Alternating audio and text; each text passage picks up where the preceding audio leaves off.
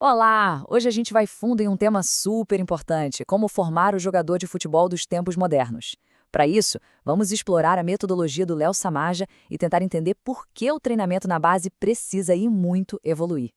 Para começar, o Léo Samaja já solta uma frase que é um soco no estômago, mas da melhor maneira possível. Ele diz: os garotos não são os mesmos, os treinadores não são os mesmos, o futebol não é o mesmo. E essa é a chave de tudo. O mundo mudou e o nosso treino precisa acompanhar essa mudança. E aí, claro, vem a grande questão, né? Se o cenário todo mudou, como é que a gente faz para construir de verdade os jogadores de amanhã? A resposta, com certeza, não está em ficar repetindo as mesmas fórmulas de sempre. É preciso uma abordagem completamente nova. Ok, então vamos mergulhar nisso. Para achar a solução, primeiro a gente precisa entender o problema a fundo. E isso significa encarar a nova realidade de frente, comparando o jogador de antigamente com o de hoje. E essa mudança de geração é gritante. A linguagem do futebol, que antes a garotada aprendia na rua, na pelada, de forma espontânea, hoje ela depende quase que 100% do treino estruturado. Aquela fome natural de competir, de querer aprender, hoje ela disputa espaço com a distração constante da tela de um celular. E a confiança, que antes era construída com conceitos simples e papéis bem definidos, hoje muitas vezes esbarra na ambição profissional do próprio treinador. É um cenário bem diferente. Agora, a parte interessante é como a gente resolve isso. A resposta do Samaja se resume a um conceito central: a planificação. É, basicamente, o plano mestre do treinador. E o que seria essa tal de planificação? Olha, não é só preencher papelada, não. É o processo de estruturar o treino para desenvolver os jogadores e preparar o time para alcançar objetivos bem claros. Na visão do Samahaja, no cenário atual, esse é o único caminho para o sucesso. Certo. Mas como esse plano mestre funciona na prática, no dia a dia? Bem, tudo começa quando a gente consegue conectar a visão de longo prazo com o trabalho de cada treino. É sobre criar uma estrutura para o sucesso. O fluxo do planejamento é até simples, mas muito poderoso. Primeiro, a gente define os objetivos macro.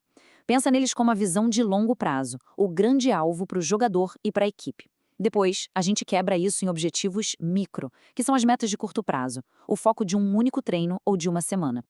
Vamos ver um exemplo prático com um time sub-12, para ficar bem claro. O objetivo macro poderia ser ficar entre os 4 primeiros do torneio. Ok, essa é a meta final.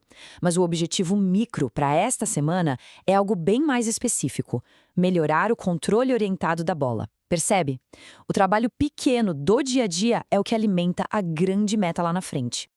E todo esse planejamento precisa considerar 3 áreas fundamentais do desenvolvimento de um atleta: o domínio cognitivo, ou seja, a mente, o entendimento tático; o psicomotor, que é o corpo, a técnica, a velocidade; e o comportamental, que é o que molda o caráter, a cooperação, o espírito de equipe. Ok, então já temos a visão geral, os objetivos pequenos e os 3 domínios. Mas como é que a gente junta tudo isso em uma única sessão de treino que realmente funcione? Cada treino precisa ter uma estrutura bem clara, dividida em 3 partes. Primeiro, o aquecimento, que é a preparação, e dura uns 15, 20 minutos. Depois, vem a parte principal, que é onde a mágica acontece para alcançar os objetivos. Ela ocupa a maior parte do tempo, uns 60%. E por fim, a volta calma, para recuperação e reflexão, que leva de 10 a 15 minutos. E aqui, olha, tem um ponto que é simplesmente crucial. O aquecimento não pode ser uma coisa aleatória, sabe? O conteúdo dele precisa estar totalmente conectado com os objetivos da parte principal do treino. Se o foco do dia é melhorar o controle orientado, o aquecimento já tem que ir preparando os jogadores para isso. Faz todo sentido, né? Durante a parte principal, é fundamental usar situações que imitem o jogo real o máximo possível. É isso que vai conectar os exercícios com a realidade da partida. Assim, a gente garante que o aprendizado vai ser útil de verdade, na hora que conta.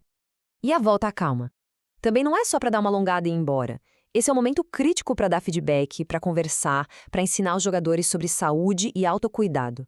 É uma oportunidade de ouro para o treinador que também é um educador. Então, a gente chega ao ponto central.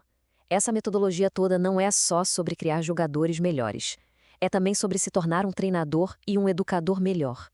Alguém cuja missão vai muito, mas muito além de só ganhar o jogo de domingo. E essa lista do que se deve evitar, ela resume perfeitamente essa filosofia.